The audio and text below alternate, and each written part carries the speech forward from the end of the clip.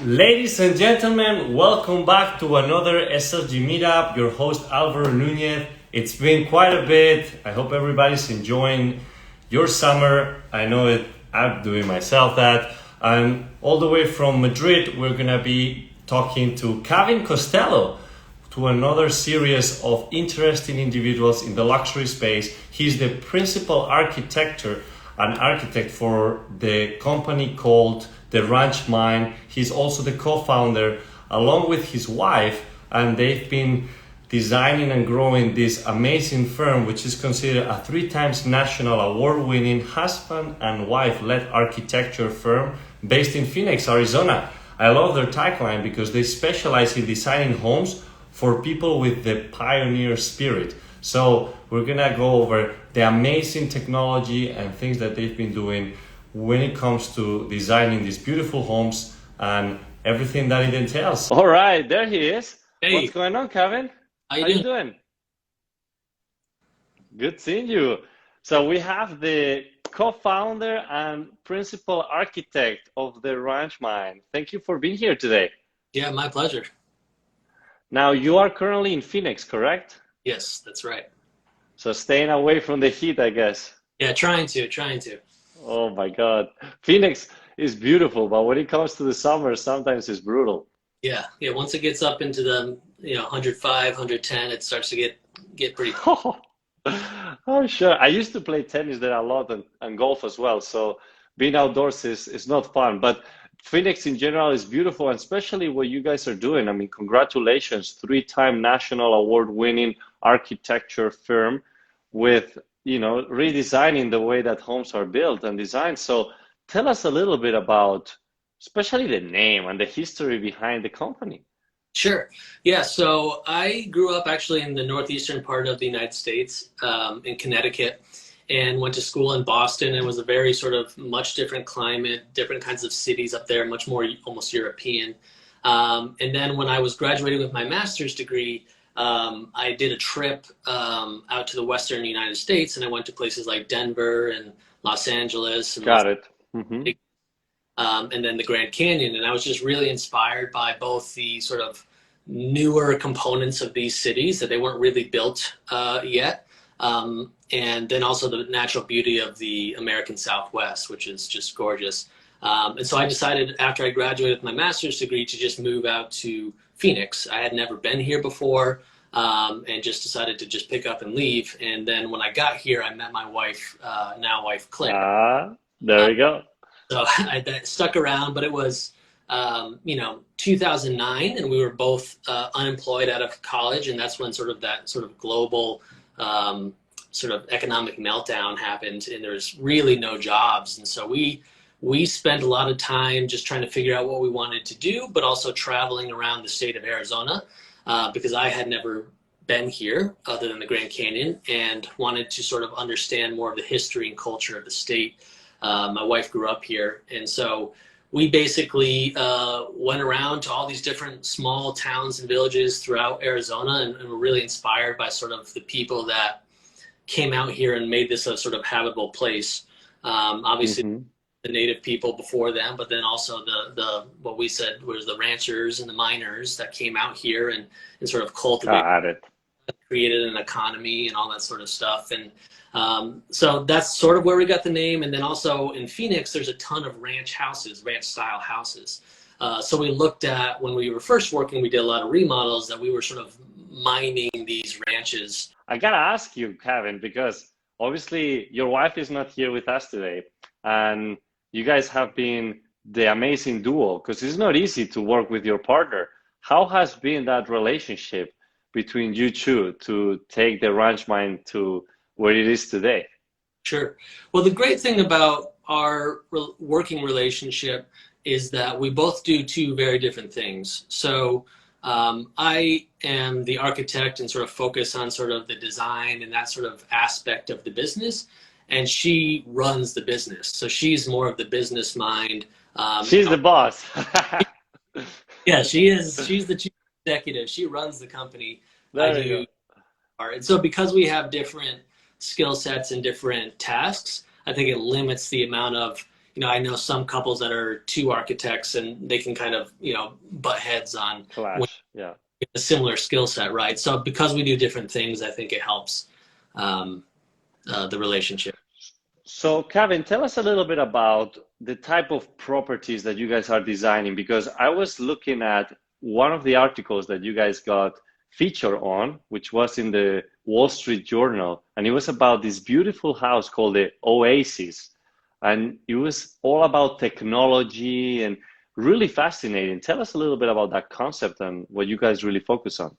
Sure. So that project in particular, the homeowner is a product designer and really into sort of technology and that element of things. But most of our clients come to us because we're really inspired by how can we sort of homes were sort of this way, and buildings in general were this way for us as a species to sort of protect ourselves from nature.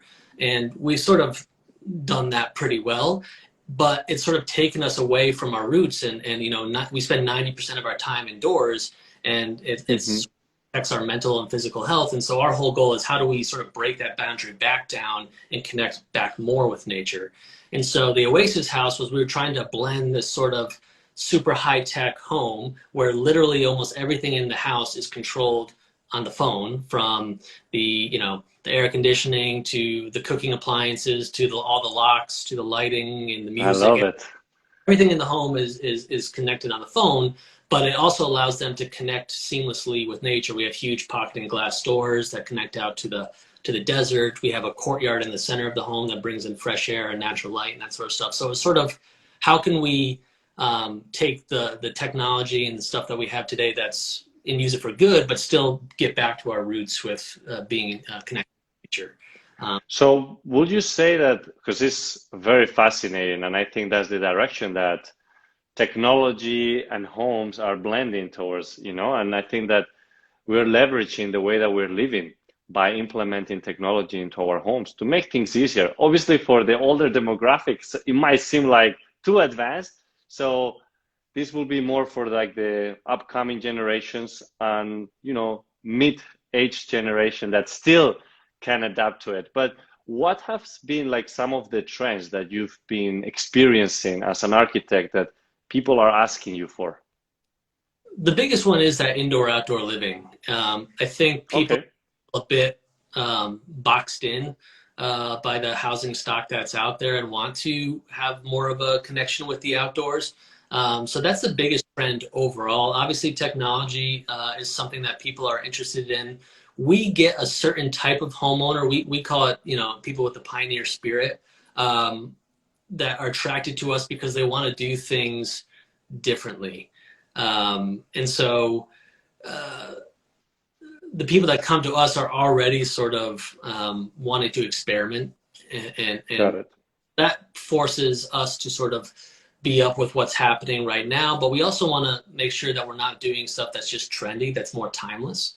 And that's where the nature component of it is such a big thing for us, because nature never goes out of style, right? That's true. You see the same sunset. I mean, you could be 50 years old and see the sunset and take a photo of it, and you've probably taken 2,000 photos of the sunset, even though it's the same thing. But if you have, a certain tile in your shower, after about a year, you're probably tired of it. So we really try to focus on how do we connect with things that are timeless and everlasting. Wow. I really love that. I've had a lot of interviews with architects and interior designers and people in that industry, and it's the first time that I hear about that blend between nature and the homes.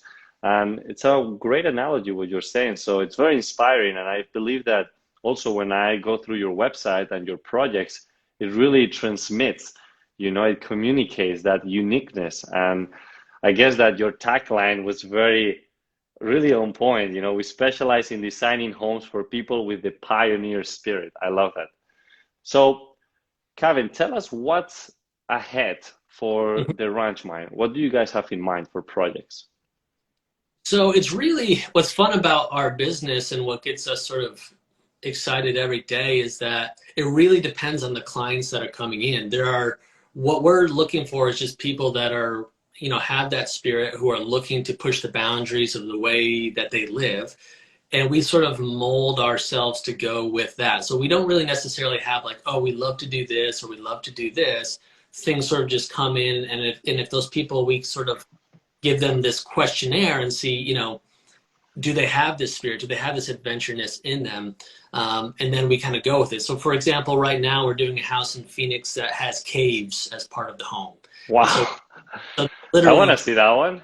yeah, there's caves. It's in design right now, but there's caves in the home. So how do we work the caves to be, they're just these big holes in the rock, and how we're integrating it into a modern home. And we're doing a house that's in a vineyard. There's wineries in Arizona and vineyards, and so we're doing that. Great We're doing concept.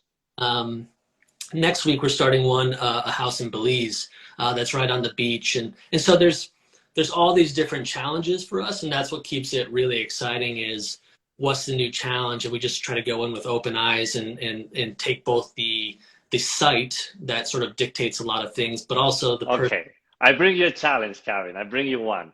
You Yeah. need to do one of your projects in Miami. How about that? Okay, I'm down for that.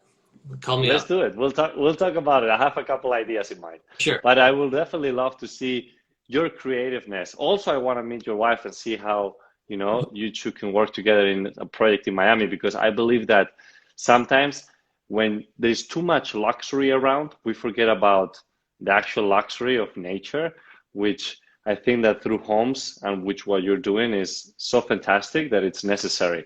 So I wanted to ask you a question, Cavin, because I always ask it to every guest that we bring on board, which is, what is the real definition of luxury to you?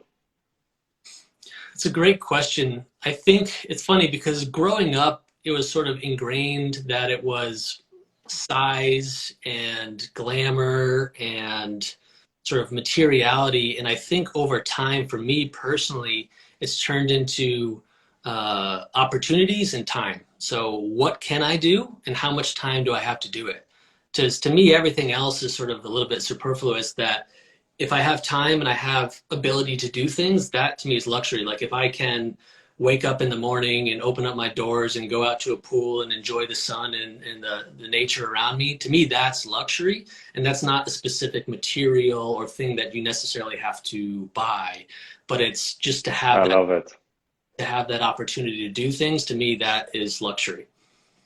No, great answer. And I really love it. It goes really aligned with your values and with what you do. So really on point. And I love everything that you've been sharing with us today.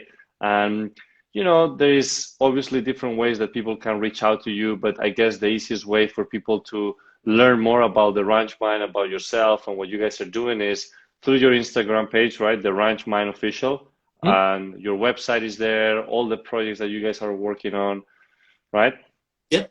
That's the best way So to please, anybody that is watching this and listening to it later, check out what they're doing, because I was really amazed with the quality of the product that you guys are doing. It's fantastic. And it's very inspiring because you get to see so many, I guess, similar things over time. It gets kind of tired what you said, but you do something very unique, which is blending with nature, making it so timeless and so efficient that it's very inspiring. So thank you again for being here today. I don't know if there's anything else that you would like to share before we wrap this up. No, I think that's it. I think a lot of the reason that it looks different or is different is because of the people. I think the biggest thing is if you're a future person who wants to design your own home or do something, understand who you are and bring it to the table, because everyone is different, and therefore, in my opinion, every place should be different to fit them. So don't try to be like someone else, be like yourself. And then ultimately, if you get the right architect, that'll turn into something really interesting and beautiful, in my opinion. So that's the only thing I would say is just sort of be yourself and tell people and show who you are, and let that, come through the buildings that we live in. And then I think our entire environment will be a much more unique and beautiful place. I love that, Cavin. Well, thank you again for your time and for your wise words and sharing with us everything that you guys do in Phoenix, Arizona. I look forward to seeing you, whether in Miami, if you are up for the challenge. Yeah, And if not, I will definitely go see you in Phoenix, as it please. brings me great memories. Of course. Well, it was a pleasure. Thanks, Alvaro. Take care and say hi to your wife. Will do. Congratulations on everything. Thank you. Bye.